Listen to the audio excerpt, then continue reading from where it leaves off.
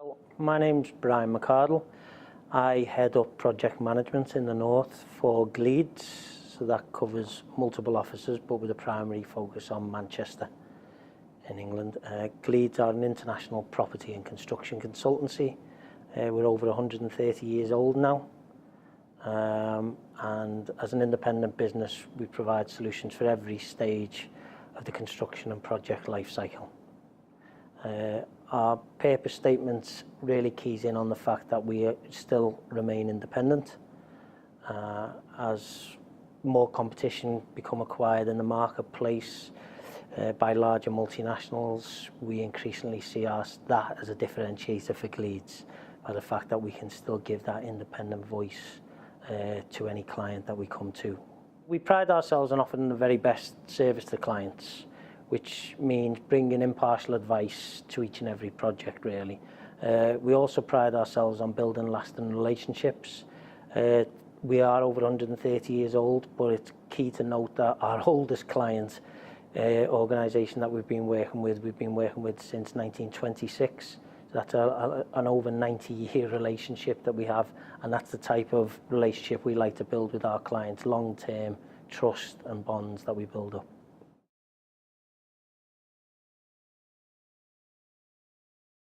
I think for outside to set up and develop, I think what really has made the difference to Manchester, and it still does, is the fact that it's had such a settled and pro-business leadership for the last 20 years.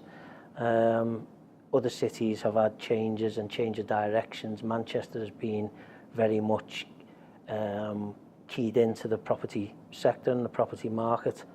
The attitude of the key people is pro-business and pro-investment, and that encourages potential investors to come and support them and support the city.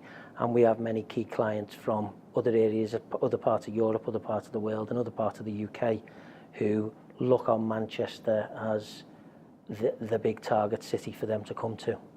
From our position globally, we do recognise as well that the city's seen internationally as a key driver for the north of England. That is one point that comes across very well with our clients, and it's often the first place in the UK, even before London, the clients like to look at, because they see a good investment and a good return on that investment for the city.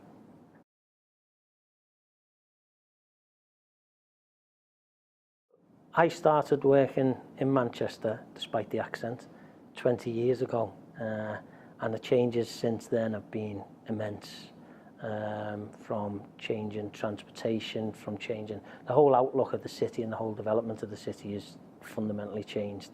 Spinningfields has been a massive success. Media City, which we were heavily involved in over in Salford, that's been a critical success.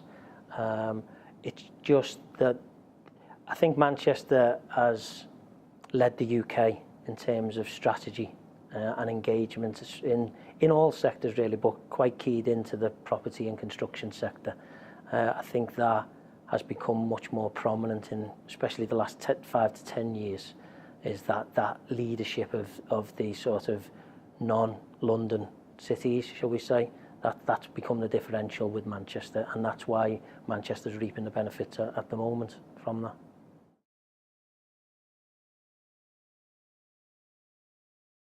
We've got a significant number of projects currently on the market.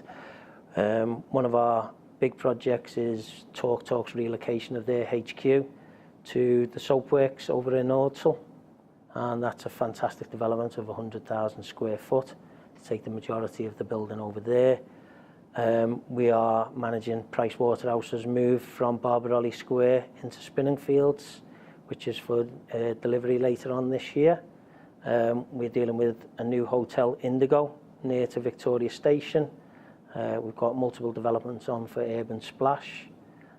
We helped the main contractor on the proton beam therapy centre for the Christie as part of the P21 Plus scheme up there. We've done various improvements up at the University of Manchester. We've had a long relationship with them. Currently working on the refurbishment of the Student Union. And we've got a number of clients. One of the biggest markets at the moment in Manchester is residential. So we're dealing with quite a number of schemes dotted in and around the city centre, including for a local developer called the Trafford Estates. So we've got Sky Gardens, which is 154 units, Roof Gardens, which is 71 units, and Cavendish Building, which is 14 to 15 units at the moment. So that's really good. We've also helped develop for Muse the Stockport Exchange, which is the Holiday Inn Express and 60,000 foot of commercial offices over there, which is more of a Greater Manchester angle, and involved redevelopment of the land around the railway station in Stockport. It involves a 115-bed Holiday Inn Express hotel, 43,000 square foot of Grade A office space, and substantial public realm developments to the area. That was handed over in December 2016 and was both on time and to budget, which is something that we're particularly proud of within the office.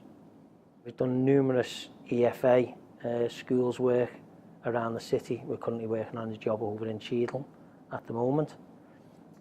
We did much of the pre-contract work on the 8 Elm Street development, the campus development over near Piccadilly for ASDL, which was a JV between Henry Boot and Capital & Centric. We've done the Western Gateway infrastructure scheme over near the Trafford Centre on the edge of the city, which is a new route over the Manchester Ship Canal, a major infrastructure project over there. We've done a number of residential schemes on the outskirts, more suburban residential schemes on the outskirts of Manchester, and we're supporting a number of partners in terms of the One Public Estate bids that we've seen, including Carillion over in Stockport. And one of the latest jobs that we've just won is we are now working as PM and QS on the Warburton's new R&D centre in Bolton. So that's quite key for us all.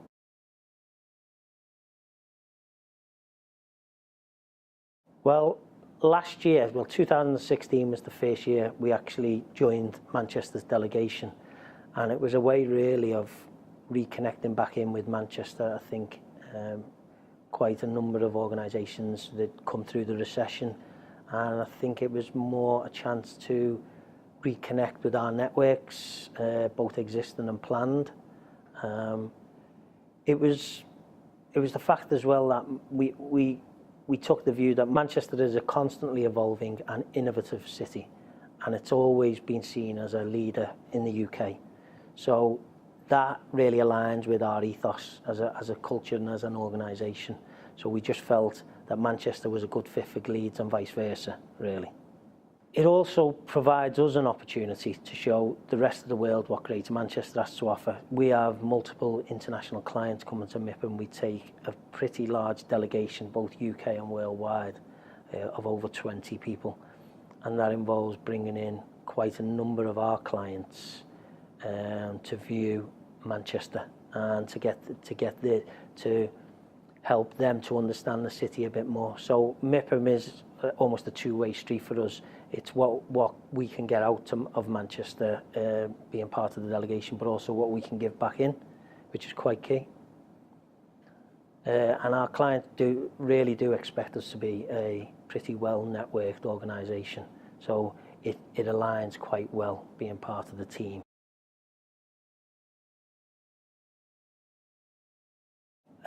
This year, I think it's building on the success of last year. Is primarily one of the key points was the Gleeds last year sponsored a number of cities. Now, some of those we felt worked really well. Some of them we felt we'd be better concentrating elsewhere. Manchester was one of those we felt was pretty much a resounding success.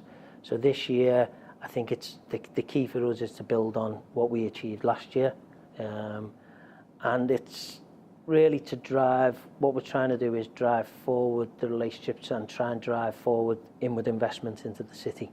I think that's the whole ethos of it, is to market Manchester as well as we possibly can do over there.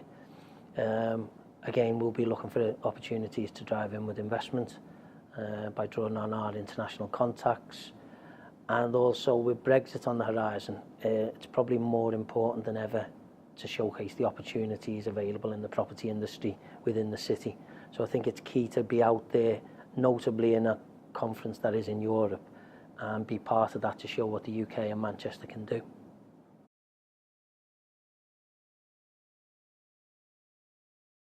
I think in terms of what excites us most is it's the opportunities as well over the next few years. We've got the devolution agenda which is coming through. We've got the mayoral elections this year, which should provide, when we talk about consistency of leadership, that is a challenge for us, but it's an opportunity for everyone really, including the city. So I think that's a really exciting time for the city to see what comes out of that, and for each of us to play our part in influencing that and making a success of it all. It's also the Northern Powerhouse, which we've had that conference recently, well, over the last couple of days. Again, Manchester, it's always been seen as the leader of that in the north and almost the capital of the north. And I think the other areas and the other cities will look to Manchester to lead them in that respect, whether they actually say that or not. And so Manchester has always been seen as the key to unlocking much of this investment and much of the sort of the strategy, shall we say. It seems it's always been ahead of the game, and I think that the opportunities for Manchester with a well thought out leadership and a well thought out engagement strategy are immense. It's being recognised throughout the world as a global place to be, as a place for investment. And I think you can see from around the city at the moment that the end result of that, I think it's been really positive for the city.